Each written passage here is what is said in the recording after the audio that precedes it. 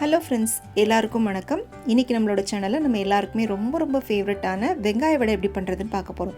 இது நம்ம வழக்கமாக எப்பவும் பண்ணுற வெங்காய வடை மாதிரி கடலை மாவுலாம் ஜாஸ்தியாக சேர்க்காமல் ரொம்ப கம்மியாக சேர்த்து நல்லா கிறிஸ்பியாக டீ கடை ஸ்டைலில் நம்ம வீட்டில் எப்படி பண்ணுறது அப்படிங்கிறதான் பார்க்க போகிறோம். வாங்க வீடியோக்குள்ளே போகலாம்.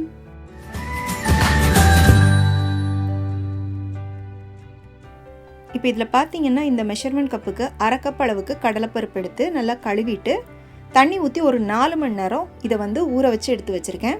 இப்போ நல்லா அந்த கடலைப்பருப்பு ஊறி இருக்குது. இதில் இருக்கிற தண்ணி எல்லாத்தையும் நல்லா கம்ப்ளீட்டாக வடித்து எடுத்துகிட்டு ஒரு மிக்சி ஜாருக்கு மாற்றிக்கலாம்.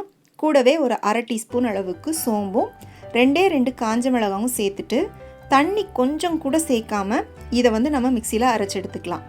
ரொம்ப மையாக அரைக்கக்கூடாது. கொஞ்சம் இந்த மாதிரி ஒரு நரன்னு இருக்கிற மாதிரி அரைச்சி எடுத்துக்கணும். பருப்பு வடைக்கெல்லாம் அரைப்போம் இல்லையா, அந்த பக்குவத்துக்கு அரைச்சி எடுத்துக்கோங்க. அடுத்ததாக இந்த சைஸில் இருக்கிற 3 பெரிய வெங்காயம் எடுத்துக்கோங்க. சின்ன வெங்காயமாக இருந்துச்சுன்னா ஒரு 5 வெங்காயம் எடுத்துக்கோங்க.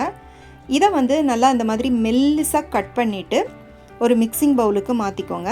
இப்போ இது கூடவே ஒரு அரை டீஸ்பூன் அளவுக்கு தனி மிளகாய் தூளும் அரை டீஸ்பூன் அளவுக்கு உப்பும் சேர்த்துட்டு நல்லா இதை மிக்ஸ் பண்ணிக்கோங்க. மிக்ஸ் பண்ணும்போது அந்த வெங்காயத்தோட இதழ்கள் எல்லாமே நல்லா தனித்தனியாக பிரிஞ்சு வர அளவுக்கு பிரித்து விட்டு மிக்ஸ் பண்ணிக்கோங்க. நல்லா உதிரியாக இருக்கணும்.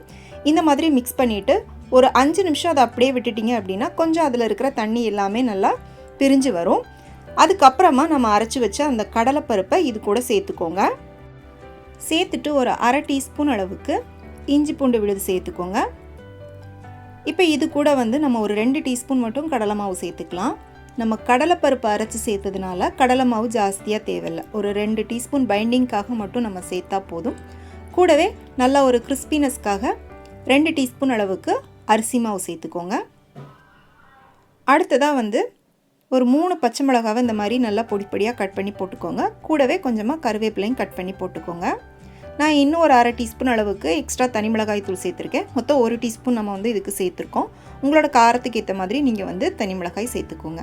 இப்போ இது எல்லாத்தையும் நல்லா மிக்ஸ் பண்ணி விட்டுக்கோங்க. இப்போ இது கூட நம்ம தண்ணி எக்ஸ்ட்ரா சேர்த்துலாம் மிக்ஸ் பண்ண வேண்டாம். அந்த வெங்காயத்துலேருந்து வந்த தண்ணியே கரெக்டாக இருக்கும். ஒருவேளை உங்களுக்கு கொஞ்சம் கலகலன்னு இருக்கிற மாதிரி தோணுச்சு அப்படின்னா எக்ஸ்ட்ரா ஒரு ஸ்பூன் அரிசி மாவு கூட சேர்த்துக்கோங்க. அடுத்ததாக இதை மிக்ஸ் பண்ணிவிட்டு நம்ம உடனே வடை சுட்டுறணும். மிக்ஸ் பண்ணி அப்படியே வச்சிட்டிங்க அப்படின்னா உங்களுக்கு கொஞ்சம் இது தண்ணி விட ஆரம்பிக்கும். அப்புறம் நீங்கள் வடை சுடும்போது ரொம்ப எண்ணெய் குடிக்கும். அதனால் மிக்ஸ் பண்ணிவிட்டு உடனே வடை சுட்டுக்கோங்க. இந்த மாதிரி ரஃபாக எடுத்து உருட்டிட்டு எண்ணெயில் போட்டுக்கோங்க. எண்ணெயை மீடியம் ஹீட்டில் வச்சுட்டு வடை சுட்டுக்கோங்க.